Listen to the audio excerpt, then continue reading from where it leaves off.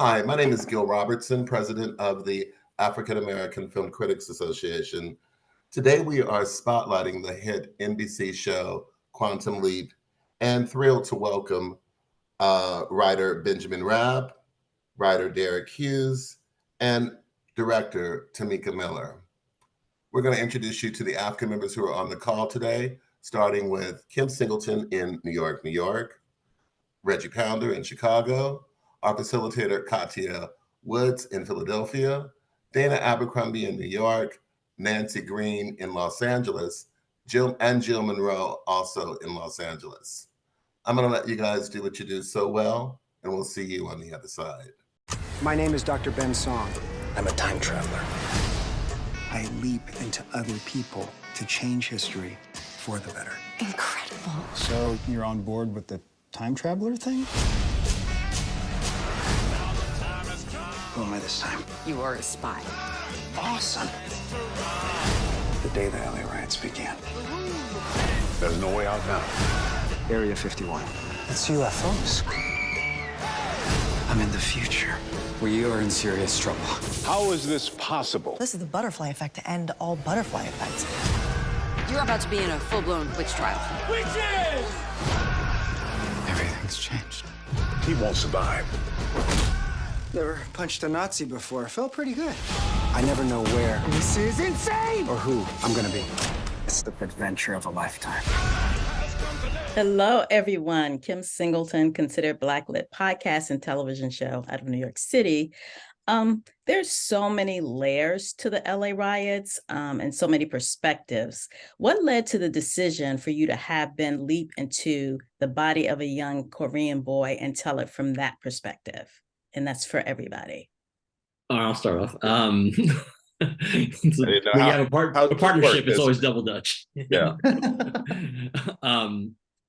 We know it was a story that would be very powerful, and we knew it was one that Raymond Lee, our lead actor, really wanted to tell. So we felt this is an important thing to do, and when the opportunity came around to say, hey, can we do this one?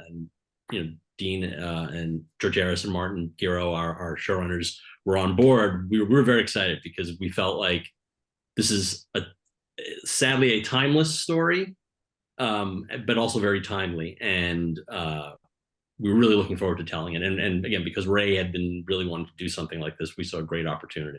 Yeah, and I'd like to add, I think also because we hadn't seen this type of perspective before on television and film. I mean, there's been small things, but as far as like a chance and opportunity to reach a wide audience and tell this story in such a way, it just felt like it was just the right opportunity and time to do this. And as the director, I'm given the script, so I had no say in what the script would entail. But I have to say, once I read the script for the first time, I did more of a fist pump, because I was like, wow, this isn't the kind of story that for me as an episodic director that I get to tell often, if ever at all. So I was really grateful for the opportunity to direct this script. Well, great job, everyone. Thank you. Thank you. Hello, Dana Abercrombie from the Coalition. What I love about this series and also this episode in general is the fact that you're able to balance the characters that we've been following throughout the whole series and also jump into stories that are already happening in the progress. So example, for this one, for example, I'm really fascinated. Can you talk about the balancing the two so that both are fulfilled? We get that full story that we jump into, and we also move the story along with the characters that we came here for from the beginning. I think a lot of the huge part of that credit goes to is like as you know, as much as Ben and I are a writing team, we're also part of a writing staff, and we have incredible writers, you know, again, led by Martin and Dean. And it's like, so the input and also, you know, of our responsibility of making sure that we're keeping track of the story of where our characters are. So by the time that episode 5 comes along, we know where Ben's sort of like where his midpoint journey is happening, as well as Addison and everybody else, including Magic's character. So when we started laying the groundwork for this story, we always have to pay attention, like what came before, and then what are we setting up, you know, after, as well as what we're telling in the bulk of the story. So it was, you know, it's always a balancing act. It's a high wire act of like trying to do the same, because also, you know, you only have about that 42-minute time period frame to really tell the story that you want to tell for this, you know, for this episode. Like, what is this story about? And so we wanted to make sure that we got that right. And this episode sort of provided us a unique opportunity, given where it fell in the timeline of our season, because the events of episode 4 led to a significant change in sort of the team dynamic, gave us an opportunity to bring Magic into the story and sort of dig deeper into Ernie's character, which is something that I know Derek and I, you know, since season 1 have always wanted to do. I mean, given that he is this sort of link to the original show, he is sort of, you know, a legacy character, and a huge part of this team. I mean, it's Ernie Hudson. I know, that's what I'm saying. Come on, it's Ernie Hudson. Let's, you know, you're not going to write for Ernie Hudson, and what are you doing? Right. Yeah. So the chance to sort of reveal new layers to his character that we've never seen before in the first season, we were giddy about that, to be honest. It was, and I mean, you know, Ernie's a master craftsman at what he does, and what he brought to this episode was so wonderful.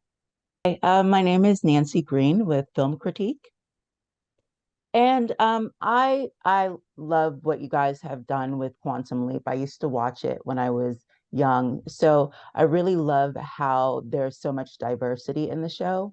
And one thing with this episode is, for Magic, he was going through a lot of trauma. And I think that that was really important how you guys put that in there, that even though it was so long ago, dealing with that kind of trauma affected him in his personal life and the issues that he was dealing with. So can you talk a bit more about that? Yeah, I think, you know, for us is like, because we wanted to, again, where Magic came from and where he is now. And if you're going to really explore this character about all the stuff that's happened, you know, as this guy who is a former Navy SEAL, you know, an admiral, and now the head of this, you know, multi-billion-dollar top secret program, and the responsibilities and the loss that they had for those 3 years when they thought they lost Ben Song after he disappeared, right? So, which drove him towards the, you know, towards, you know, diving into a bottle, right, to get away from it all. I think, you know, in the struggles of that, but then also again from a military background, you're, you know, and as a Black man, there's a lot of traumatic stress and pain that you carry, that you bury. And so for Magic, this was a, you know, we thought this would be a you know, a good, for when I say good, for the storytelling, a good triggering point of thinking of this guy that you know, he's being able to hold it all together. When he sees Dwayne in that moment, it all comes flooding back. And then as he realizes that even though as much as you try to bury that past and you try to forget it or you try to move on, it's always going to be a part of you. And it's how do you cope with it? How do you deal with it? You know, and that's more reflective again of myself as you know, as a person who has, you know, has experienced this, and most everybody on here has experienced some sort of, you know, history that you think that you've forgotten, but you know, there's moments where it gets triggered, right? And so in today's society, especially, and all the stuff that we deal with. Mm-hmm. And even throughout my prep process, I spoke to Ernie, and you know, I mean, as Derek said, you know, Ernie's a legend, and it was really great to have just a one-on-one conversation with Ernie the man, you know, and to get his story. And because his story is Magic's story, you know, in many ways. And so because Ernie had the personal connection to this story, it made it all the more powerful. And Ernie and I talked about how much to show, how much to give, how much to illustrate in terms of that trauma and that emotion, because he's a boss. Magic's a boss. And how much do we want to show the vulnerability that this Black man has as a result of what has happened to him and continues to happen to him? Yeah, I'd also like to add, I mean, and Ben, you know, probably would echo the same thing. Is like, I'd like to give Tamika all the flowers here, because it's like she was the perfect director for this episode in a way that was able to tap in and knew exactly, understand not only what we wanted to see out there, but also like she also brings her own experiences and storytelling to it, and again, and her, you know, ability to communicate with the actors, and again with Ernie and everybody else, really sort of like bring this story to life in a way that we just, I mean, we always, you know, you always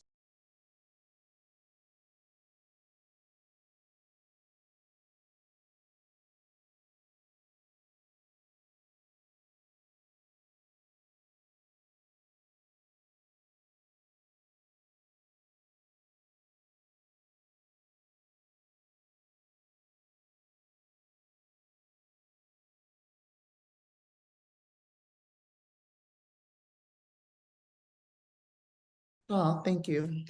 Thank you, brother. It starts on the page. Thank you so much. Hi, I'm Reggie Ponder, the Real Critic out of Chicago. And I think my questions for all of you is that there also seem to be, while this whole situation is a sad one in terms of thinking about the riots and what happened, but it also seems like you infused some hope in there without giving away what happened at the end, that there was some hope. Was there a conscious effort to have hope? Because there's a statement that Ernie makes in the episode where he says sparks of injustice may vary, but systemic oppression will always light the fuse. And that seems not hopeful, but yet you guys seem to put hope in the film. I mean, in the episode, excuse me. Yeah, I mean, that's a low moment for Magic, you know, in the story, at a point where it's becoming too much. It's becoming, you know, it's triggering all these memories. It's bringing him back to his past.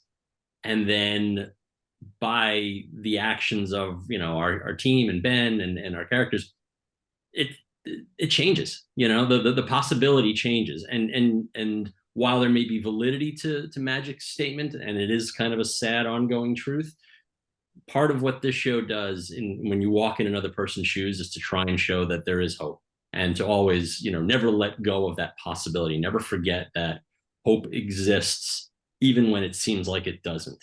And, you know, it's television. You want to go off on a happy note, but at the same time, you want it to be, it's got to be earned, right? And the thing that gives hope, you know, without spoiling the ending, is something that's what you all kind of want. It's what these people do is the thing that makes you go, yes, there's going to be hope, and we can find a way to try and stay optimistic. Any other thoughts? No, I mean, that's pretty much what Ben said. I mean, that's definitely, I think also for myself and just in general, it's like you don't want to mire in Black trauma. You don't want to, you know, as far as like in storytelling and movies, this is what, you know, we see over and over again. So if there's not even at least a sliver of hope, a modicum of hope, then, you know, it feels like I mean, for myself personally, I feel like then I've failed at wanting to actually tell a story that I feel like that there's always, I'm more optimistic than I am cynical. You know, if as much as things, you know, around us are happening, I always try to look at things and the cautiously optimistic POV. And for, you know, going in, and then also this is a show and a series where we do want to bring hope, right? We do want to bring inspiration. And you want to root for these characters, and you want to root for the people that they interact with in their lives, of like, that coming out of it, that Ben is putting right what once went wrong. That is the whole sort of tenet of Quantum Leap, that even goes back to the original series, right? Of Sam Beckett putting right what once went wrong. So this is Ben Song continuing to do that. And so if we can't do that in these shows, then we are failing that central sort of philosophy of the show. And I think that's that. So you always start there of like, okay, where are these characters at the beginning and where are they at the end? It's like there always has to be that hope and optimism. And I mean, you can have the cliffhangery type of things like, oh no, what's going to happen, but at the same time, the takeaway is like when you shut off that or you change the channel or whatever, it's like, oh, okay, you know what, I feel better about this than I did maybe at the beginning. So if we did that, then we did our job right. Thank you so much, Derek. You said you didn't have anything to add, and then you added. So I just want to make sure that we see you. Hi, Jill Monroe, RSVP with Jill Monroe and KBLA Talk 1580. So you mentioned how part of the excitement for this particular episode and writing it and producing it is that you get to present a different perspective of something involving the riots in Los Angeles. So for you all as creative, what is the pivotal scene or a scene that leaps out at you getting to see it actually go from page to screen in the episode? Well, I'll say for me as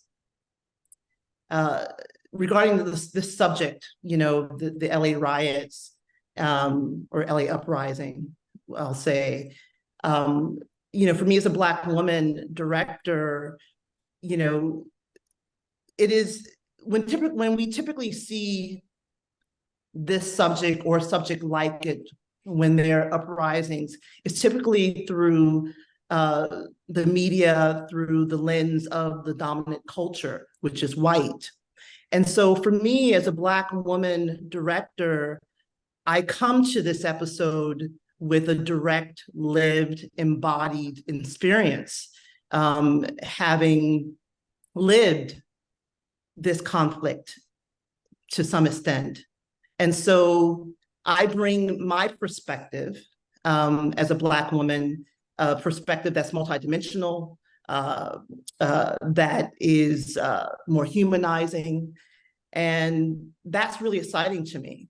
And I'll say there's one particular scene that was really exciting for me to direct. And it's actually a very charged scene. I can't give too much away, but I'll say this, it's a moment in the storytelling where something traumatic has happened. And our Korean store owner is really trying to grapple with it. And our young Black male character, Dwayne is the character's name, he's really trying to console this Korean store owner, but the store owner isn't really having it. And it's a very charged scene that I really was so passionate about directing because it was an opportunity to show this young Black man in particular in a way that was more humanizing, and to show him not as a stereotype, as a criminal or as a thug or whatever, name he'd been called, but to show him as a human being. And in this scene, he's really trying to, he's asking this Korean store owner to see him, to not only see him, but to see his humanity. And I would say that probably is my most favorite scene to film. I hope I didn't give much away, but because I want you to come and watch it. But yeah, I'll let Derek and Benjamin take the con now. Oh, so no one has watched. I thought there was like press screening. There's no. Seen it. Everybody's seen it, right? Okay. But we're asking for your perspective. Yeah. Oh yeah. But yeah. I mean, everyone. I know everyone's seen it, but I can't. Right. No, I get that. No spoilers. But isn't that on them? Like, please, like spoilers. Well, I'm not going to give you spoilers.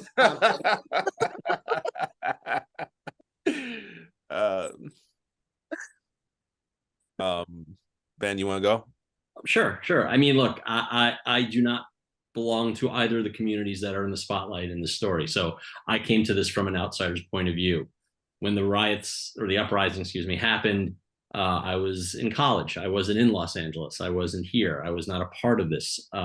So for me, what Tamika referenced about, how it was presented in the media was all I was given at the time. And the writing process of this episode was enlightening on a lot of different levels and educational on a lot of different levels. Just, wanting to get things right, knowing that this is such a touchy subject and that we don't want to disrespect either of the communities that were the focus of the story, and making sure that in telling those stories, we found something that you don't need to be a part of those communities to sort of understand what these people are going through, because there are elements of it that are universal. And it was a challenge. I mean, I'm grateful to have a writing partner who is, of a different culture, a different community, so that I've learned so much from him. For my perspective on the world has grown and changed because of it. And anytime there were things that maybe I had a question about, I felt like I can safely go and talk to him about this and get a better understanding of things. And then to be able to put it into our characters' mouths, put those thoughts and those ideas into their mouths and have them come out in such a way that, I mean, it gets you in the heart. I mean, yes, the scene with C.S. Lee and Benji Flores, the dad and Dwayne, incredibly charged, which Tamika did an awesome job with. The scene between Magic and Jen, when Magic is talking about his personal trauma and his past, again, like, and the thing that I loved, and this amazing sort of synchronicity that happened was, we have Asian and Black characters in all of these stories being there for each other, and it's this sort of buildup that was, subconsciously you see the two communities being there for one another. And historically, in that moment in 1992, perhaps they weren't. And so to see that, it just felt very powerful throughout. Yeah, I mean, that's, and for me, it's like, because I'm half Black, half Asian, Blasian, Blackanese, whatever you want to label. It's the experience of, and having a lot of friends that did grow up in 92, that were here, that experienced it firsthand. I also was not here. I was stationed in the military. I was elsewhere, but I saw it unfolding, and and it was the impact of having my fellow Black Marines all sort of experiencing this helplessness of wondering if this is going to spread, if this is going to get worse, like what has happened, and wondering if we're going to be, how impacted we're going to be, because we do know people back in LA at the time. And so it's, the opportunity to do that. But then also on the other side, like you said, like with Ray, also being Korean American and having relatives and friends and that experienced that also that were impacted by that, to put that on screen as like it's a smaller moment, but it's just such a fun moment, because it was just so exciting because again, having Ray being able to leap into to a Korean teenager and be a part of this Korean family.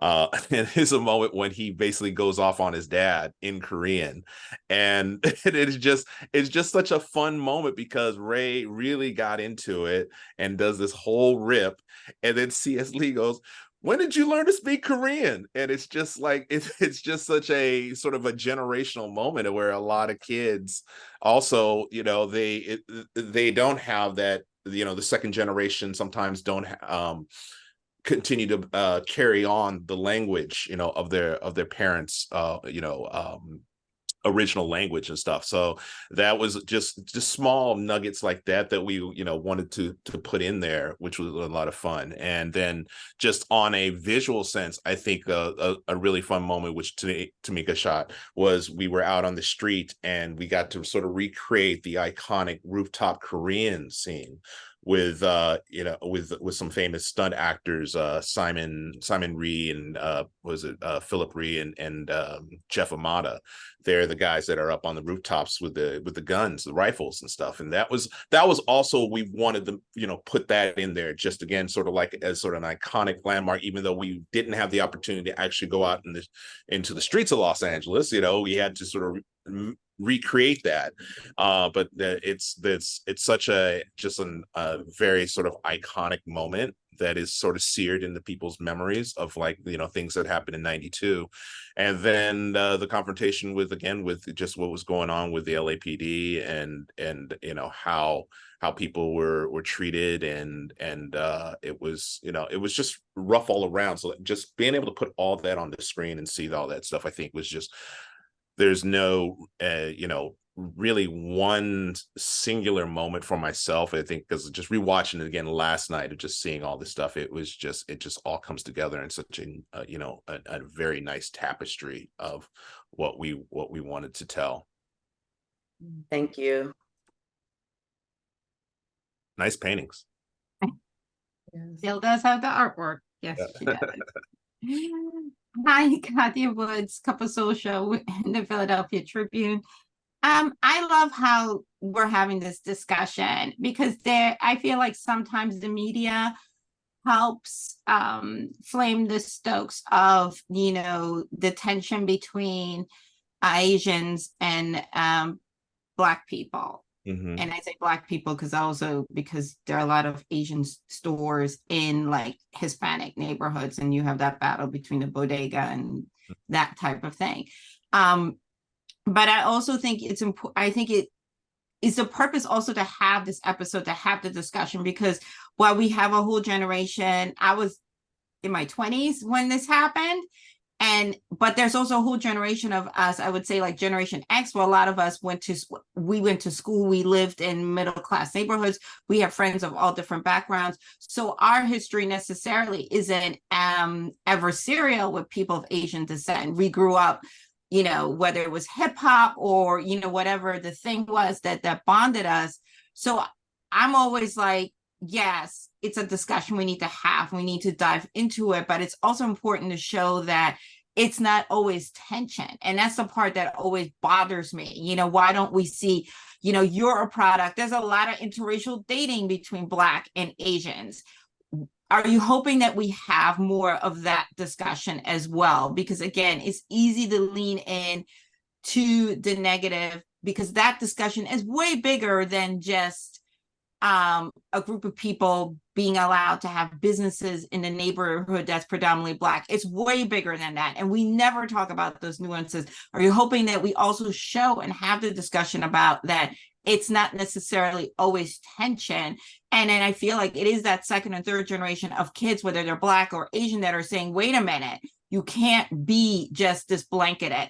I have friends that look like that, and they're not violent, and they're not this, or they're not racist, or even if you're pushing back against your family member, is that the ultimate goal? Because I feel like that is television at times inadvertently can be the conduit to these discussions, and to say, hey, it's not always what it seems, even though, yes, this happened, is terrible, but it doesn't represent the relationship as a whole. Anyway. Yeah, I mean, absolutely, 100%. I think, though, in this case, though, there was, it was a lightning rod, and it was at this particular point in time where a lot of that was happening, and this is the story that we want to tell. But I mean, if you take a step back and you look at the macro of this, right? Again, the star of our show is Asian American, and it's like, how many Asian American lead action stars are there in television other than Raymond Lee? Zero. There's not a single one, and it hasn't been in such a long time. So it's like, so for Ray to step into these roles, and this is like the perfect vehicle for him, because he's such a fantastic performer, and just and a human being who's just compassionate and kind. You couldn't ask for a better star for your show. And he sets the example for everyone else that's on our show, that is just also just wonderful and really diverse, right? I mean, we have Nanrisa Lee, we have Mason Alexander, again, Ernie Hudson, Caitlin Bassett. You know, it's just such a group of people that diverse that you know, able to come together in such a way. And then with our stories for you know, every episode, we're able to, it's a mini movie. Every episode is a mini movie in such a different story, where, you know, again, walking in different people's POVs week in and week out. And so we do have the opportunity to show, you know, other facets of storytelling in a way that normally, like you said, that is sometimes pigeonholed, especially when it comes to the Black community and Black trauma and Black stress. And also, again, even with the Latino community and Latinx, right? It's like with Luisa, for example, even though her part was small, we also wanted to make it sort of like kind of, you know, try to buck some of those stereotypes and this, you know, and again, of like, this is a person also who comes in who's integral and is able to help out. And so yes, it's, you know, we always want, I think for Ben and myself, we always want to tell those bigger stories and stories that are multifaceted and not so just one-dimensional. And I think also for this show, that's what we definitely, you know, that stems all the way back to Deborah Pratt, our executive producer and original co-creator of the original series, who's, you know, she's still involved. And you know, you go back to the stories of the original Quantum Leap with Sam Beckett and Scott Bakula. All the stories are different and walking in, you know, again, different POVs every single time. And so while you get that slice of Americana in such a way that where you wouldn't be able to do on a lot of just regular type of shows, you know, like a law show or a doctor show or anything like that, you know, not to knock any of those, but it is kind of sometimes limited in the POVs that you're able to get in there. And so I think the opportunity that we are very, in the writer's room, very conscious of that. And we always are trying to push and see like what we can do. And, you know, thankfully we have the support of not just of our showrunners, our bosses, but also the network and the studio that also want to see that. And so, you know, this is, yeah, we hear you, and it's like, definitely, and that's a question that's been brought up, but I think for this particular story, it was very important because, like you said, of the Generation X, for all of us, that have lived it, but then for the younger generation to see that this also was at a time like this is what it took to wake America up in a lot of ways, you know, for you to enjoy and be able to have a better awareness of where you are now. I think that's, you know, I think that's also the important part of storytelling, of sort of like making sure you don't forget like where you came from or what happened in the past so that you don't repeat it. And sometimes, unfortunately, here we're now in a situation where there seems like there's a lot of people wanting to repeat living in the past. I'd like to add to the fact that, Derek, you know, you brought up Deborah. In the original series, Deborah wrote an episode called Black on White on Fire, which was about the Watts riots. And so that was sort of for us, in a lot of ways, it's our homage to that story was to try and do this story with this different perspective, because we have a different cast and a different, ethnic makeup for our show. But to your point, Katya, about the generations and seeing, you know, who their neighbors are and the connection to them. And I mean, Dwayne and Sonny's story is that very story. We're both growing up here in the same neighborhood. We both have similar interests. We both have a passion for trying to make, you know, the shoe line that, you know, Dad, the older generation just doesn't see it. And I think that's, and another one of those instances where we'd hoped that their example becomes the better example for how things can be, the hopeful example of, you know, the things that I mean, you know, Ray says it, you know, or Ben says it, like, you know, you have more in common than you realize. It's just the bottom line. And those two characters sort of embodied it. And it was, you know, the lesson for C.S. Lee's character, the father, you know, Jin, to have to sort of learn that lesson. And I'd love to just also add, you know, I don't think we're so far removed, quite frankly, from what happened in 1992. I think, there are always these exceptions, right? We live in a society where we have friends of many ethnic backgrounds.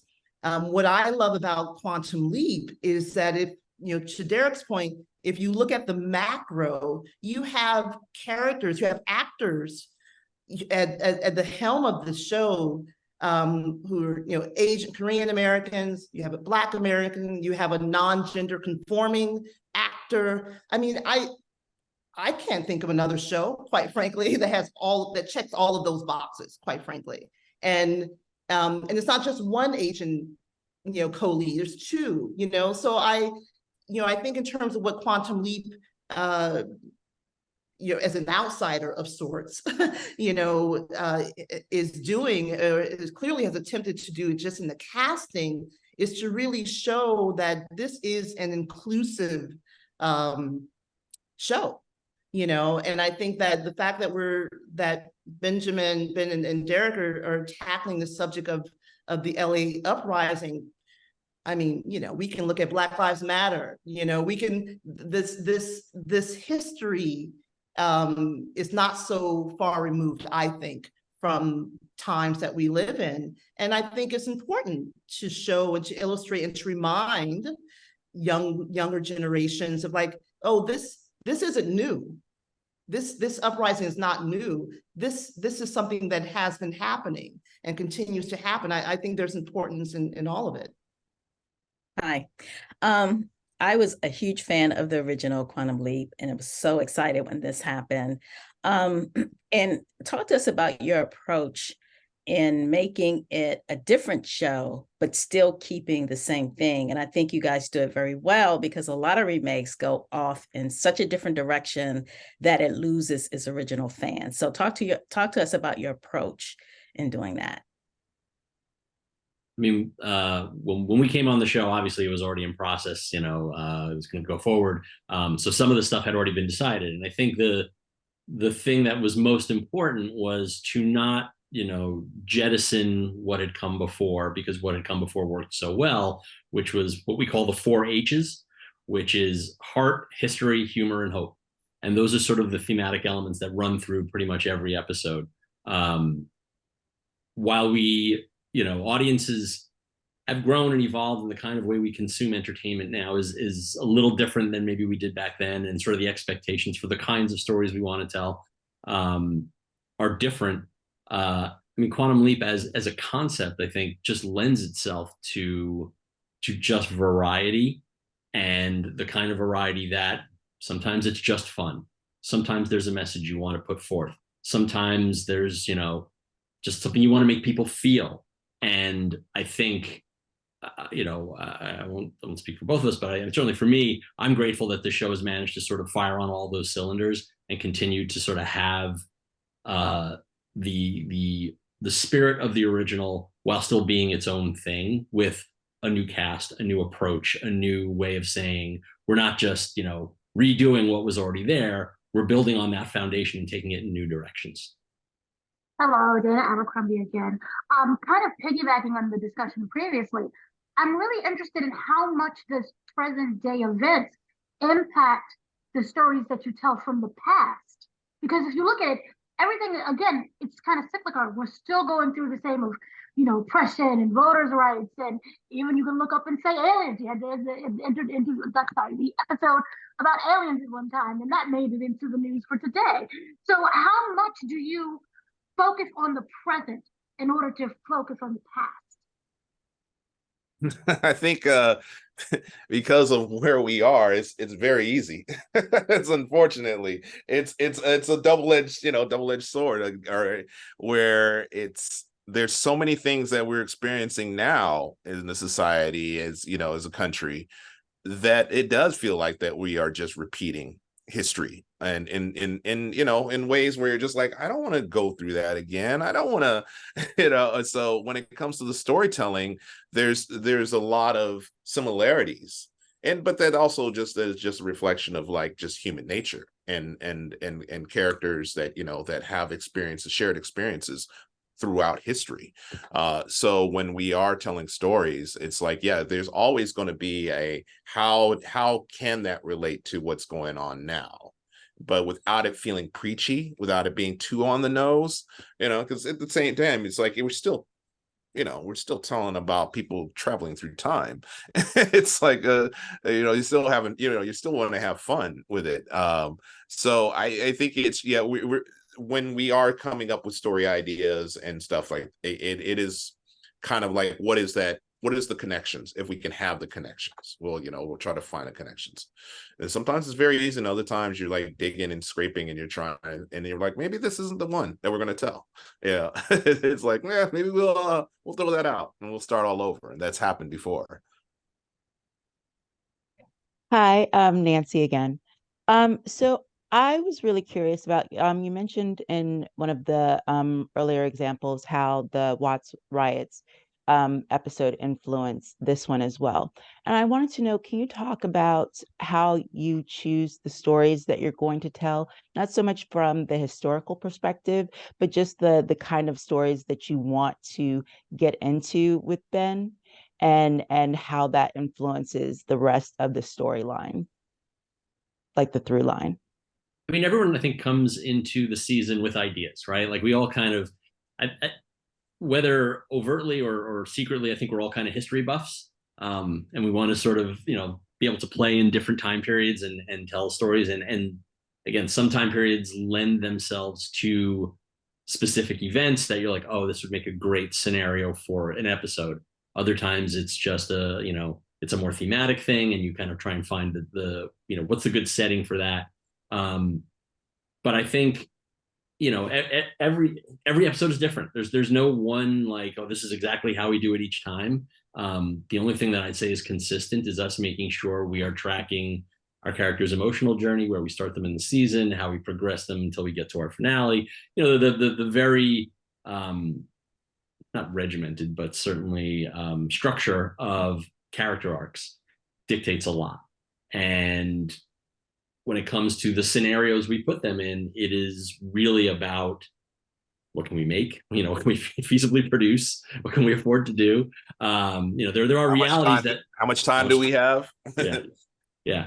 So all those factors go into deciding what's an episode going to be, and can we find the location for it? Will we have the wardrobe for it? Can we find the props for it? All these things make the decision. And when the studio network sign off on those ideas, then we get to sort of carry them to fruition. But every writer brings something different, and I think that's where all these the great ideas come from. Their own perspectives, their own stories they want to tell, the time periods they want to tell them in, and how they want them told.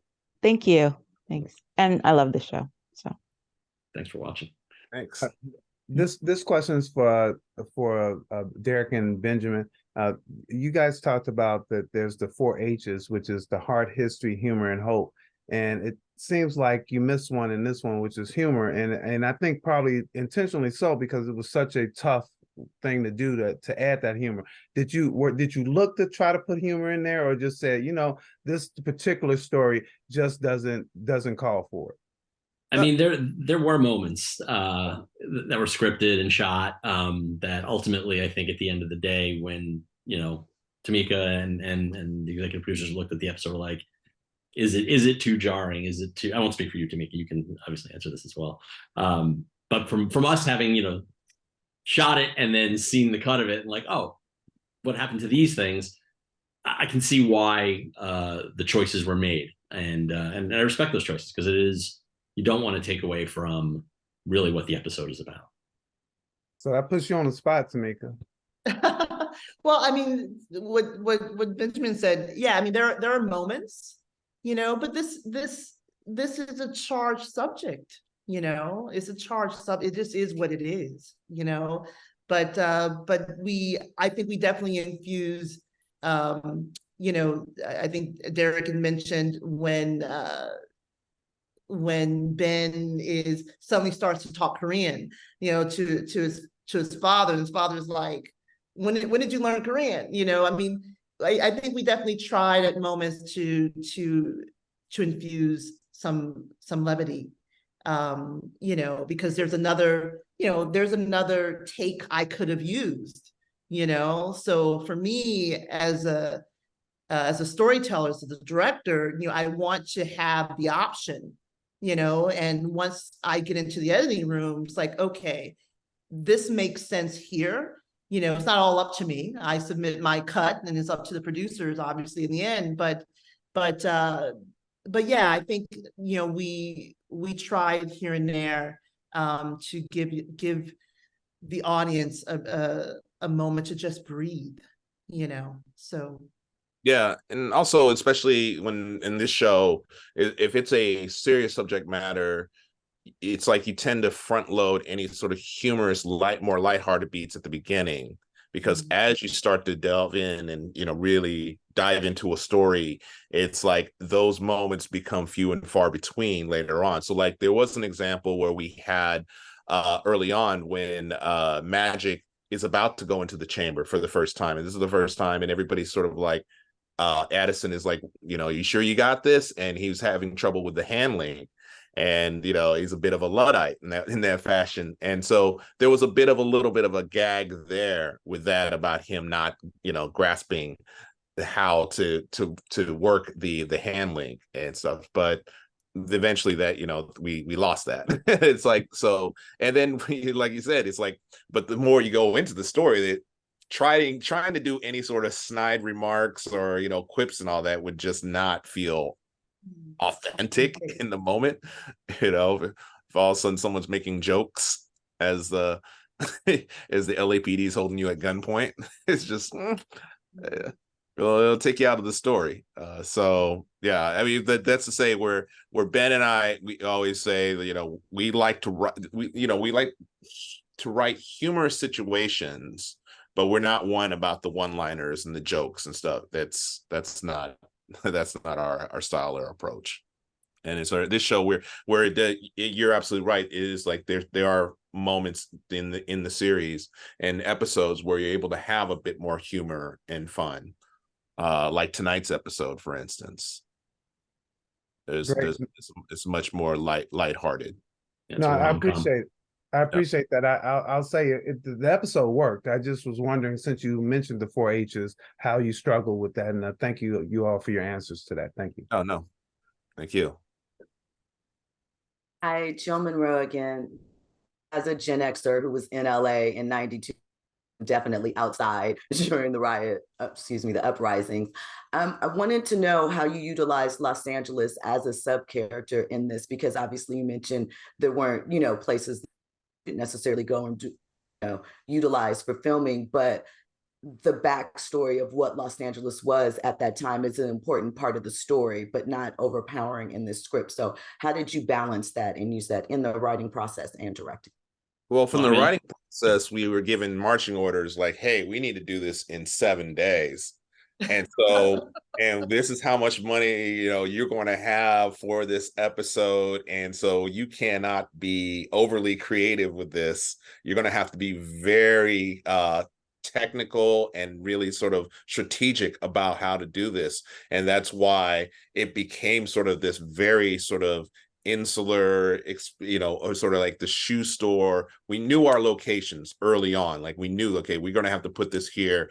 And because we're not going to be able to shoot down in Koreatown the way that we wanted to, if we would have had an extra day, we would have been able to maybe shoot, you know, actually, you know, this is the benefit. And for Ben and myself is like, this is our first show that we've actually had the pleasure of working in Los Angeles, because every show that we worked on before has been either in Canada or in Georgia or Toronto. You know, I mean, Toronto is Canada, Toronto or Vancouver. And so it's like for us, it was very exciting to be able to shoot here on the Universal backlots.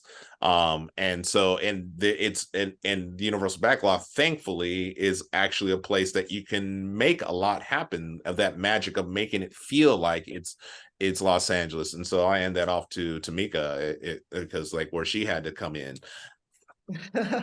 Yeah, we had 7 days, which isn't typical for a 1-hour drama, you know, or 40-something minute drama. Typically I would have more time.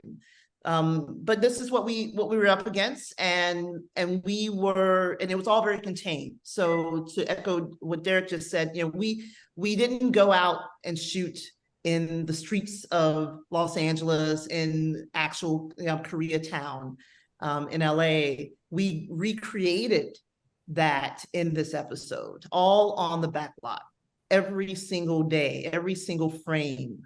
Everything you see in this episode is all on that studio backlot.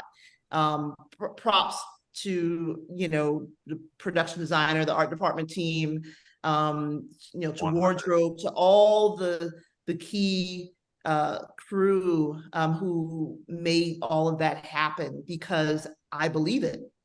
I believe it. So yeah, I think we. If I can pat all of us on the back as creatives, I think we did a really great job of bringing the story to life, and it felt authentic. At least I hope so. I mean, I hope you all agree, being sort of on the outside of it. But yeah, but it was, it was challenging, only from a perspective of just time. Wanting to make sure I get everything I feel we needed to make the episode work. I think we got it all. We were moving. There was one particular night I remember. Friday night. We remember that Friday night. That clock was ticking. They're like, Tamika, you're not getting any more time. I was like, okay. And so, but we're storytellers. We're creative. This is the magic of movie making, right? And so I'm really proud of what we were able to accomplish. In 7 days on a backlot. Yeah, and I will say, I'll second that. As like our production team, our art department, they're wizards. They like what they're given and the time that they're given to build these things, because you got to remember and understand, it's like while we're working on our episode, they're also preparing the next episode and also dismantling the episode before that, and it's just this machine that just works. And they are in the second season of this show, they are firing on all cylinders. Everybody is. And I think that's a testament again of like great leadership and great department heads, and really people understanding what this show is and what we can do with in the limitations of what we can do with the show. And so when they came in and recreated that shoe store, we were like, this is a shoe store. They're like, this is amazing. And then also in the alleyways, it was just stuff like that, and the burning buses. It's just, it's stuff like that where you're just like, I love this. This is so much fun. Even though you're watching the clock and you're like, I don't know, we're gonna make this day, we're gonna do this, gotta do this. Like, oh God. And yeah, that one night we were right down to the wire, but Tamika did it. Oh, we all did. It took it takes a village, but it's not every day that I get to work on a television series where every episode is really a standalone, where every episode is a period piece, whether it's the past or whether it's the future. Like, that's unheard of in television typically. So we're not coming into sets already built and worlds already built. So to be able to create that and have it be believable is a testament to this crew for sure. Tamika, Benjamin, and Derek, thank you so much for your time today. On behalf of the world's largest group of Black film and TV critics, thank you for watching this episode of AAFCA Roundtables. Have a great day. Thanks, everyone.